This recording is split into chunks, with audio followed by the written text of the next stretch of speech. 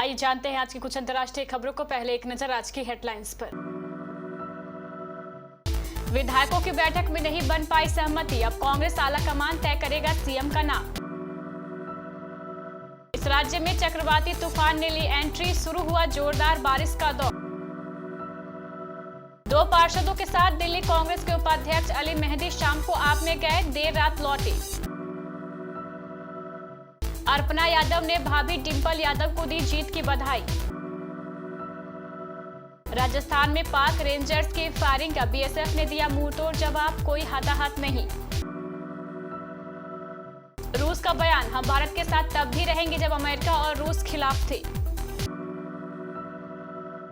Putin के साथ वार्षिक शिखर सम्मेलन के लिए पीएम मोदी के इस साल रूस जाने की संभावना नहीं।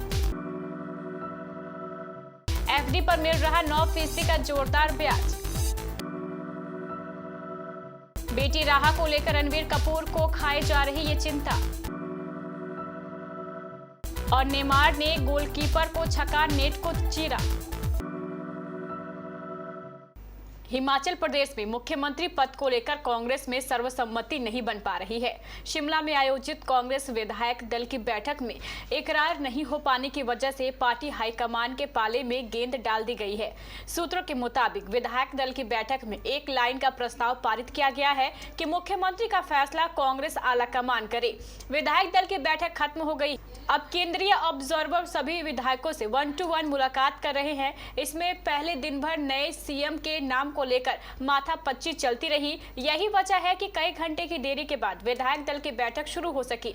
इस बैठक में केंद्रीय पर्यवेक्षक भूपेंद्र हुड्डा, छत्तीसगढ़ के सीएम भूपेश बघेल और हिमाचल के प्रभारी राजीव शुक्ला भी मौजूद हैं।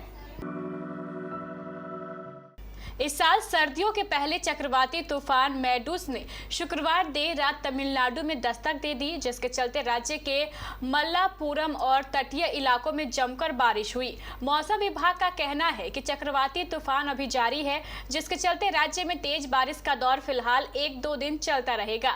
विभाग ने मछुआरों से अपील की है कि वे अगले 3 से 4 दिन समुद्र में ना जाएं और तटीय इलाकों से दूरी बनाकर रखें, जिससे वे जानमाल के नुकसान से बच सके। भारत मौसम विज्ञान विभाग के क्षेत्रीय निदेशक एस बालाचंद्रन ने कहा है, चक्रवाती तूफान के दस्तक देने की प्रक्रिया शुरू हो गई है और अभी यह जारी है। इसके चलते राज्य के कई तटीय क्षेत्रों में मध्य से भारी बारिश हुई है।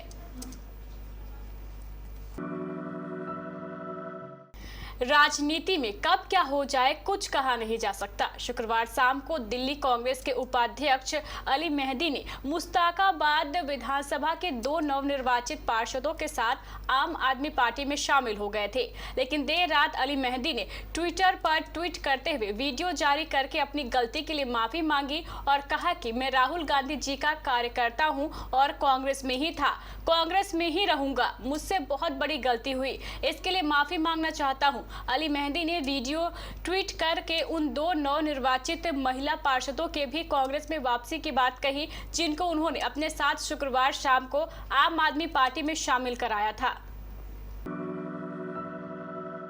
मैनपुरी में समाजवादी पार्टी की प्रत्याशी डिंपल यादव की जीत के बाद उनकी देवरानी अर्पणा यादव ने भी बधाई दे दी है। अर्पणा यादव ने ट्वीट कर मैनपुरी, रामपुर और खतौली उपचुनाव में विजयी सभी प्रत्याशियों को जीत की बधाई दी। अर्पणा यादव ने ट्वीट कर लिखा, आदरणीय डिंपल यादव भाभी को जीत की बहुत बधाई। उत्तर प्रदेश में मैनपुरी, रामपुर एवं खतौली उपचुनाव में विजयी सभी प्रत्याशियों को हार्दिक बधाई। राजस्थान में भारत पाकिस्तान अंतर्राष्ट्रीय सीमा पर अनूपगढ़ सेक्टर में पाक रेंजर्स ने फायरिंग की। सीमा सुरक्षा बल ने भी इसका मुंहतोड़ जवाब दिया। फायरिंग में भारत की तरफ से किसी को कोई नुकसान नहीं पहुंचा है। बीएसएफ के एक प्रवक्ता ने कहा है कि भारतीय पक्ष के सैनिकों या किसानों में से किसी के हताहत या घायल होने की सूचना नहीं है। बीएसएफ के प्रवक्ता ने कहा है कि बल ने अपने पाकिस्तानी समकक्ष से इसका विरोध दर्ज कराने का फैसला किया है और शनिवार को फ्लैग मीटिंग रखने की बात की है। प्रवक्ता ने कहा है कि किसान गार्ड के तहत सीमा बाढ़ के आगे अपने खेतों में काम कर रहे थे। किसानों की सुरक्षा में बीएसएफ के जवान तैनात थे। दोपहर करीब 2 बजे पाक रेंजर्स ने जवानों को निशाना बनाकर 6 से 7 राउंड फायरिंग की। यूक्रेन के साथ जंग शुरू होने के बाद से ही भारत से रूस के साथ संबंधों को लेकर बार बार सवाल पूछे जाते रहे हैं। यूक्रेन से जंग के बीच भारत के रूस से तेल खरीदने को लेकर भी पश्चिमी देशों ने मीडिया में आलोचना हुई। हालांकि रूस ने भारत के इस फैसले की जमकर तारीफ की और दोनों देशों के रिश्तों की अहमियत भी बताई। एक निजी चैनल से बातचीत करते हुए भारत में रूस के राजदूत डेनिस अलीपोव ने कहा है कि भारत और रूस के बीच भरोसे का संबंध रहा है और यह किसी से छुपा नहीं है। तेजी से बदलते जियोपॉलिटिक्स के बीच भारत और रूस के बीच राजनयिक संबंधों पर डेनिस अलीपोव ने कहा है कि दोनों देशों ने 75 वर्षों में काफी उपलब्धि हासिल की है। प्रधानमंत्री नरेंद्र मोदी के इस साल भारत और रूस के बीच वार्षिक द्विपक्षीय शिखर सम्मेलन के लिए रूस की यात्रा करने की संभावना नहीं है।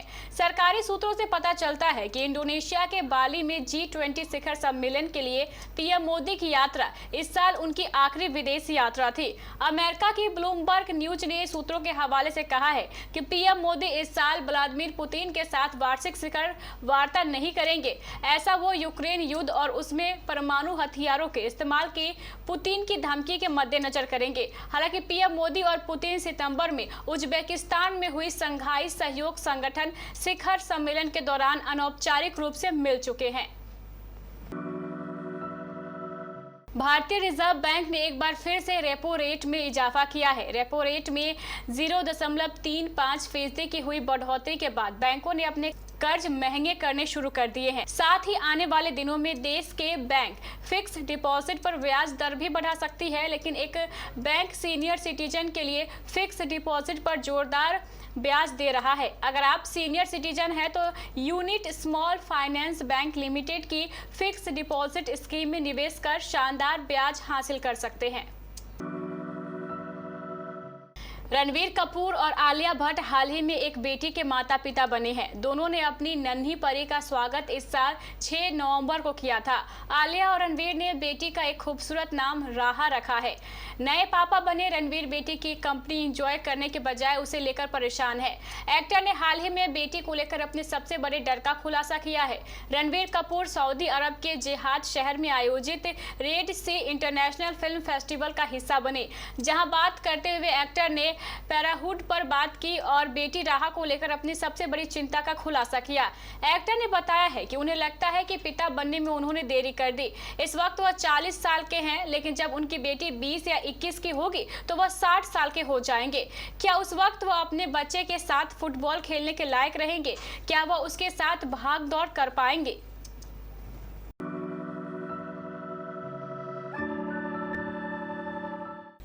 फीफा वर्ल्ड कप का रोमांच चरम पर है। शुक्रवार को क्रोएशिया और ब्राजील के बीच खेले गए क्वार्टर फाइनल मुकाबले में कांटे की टक्कर देखने को मिली।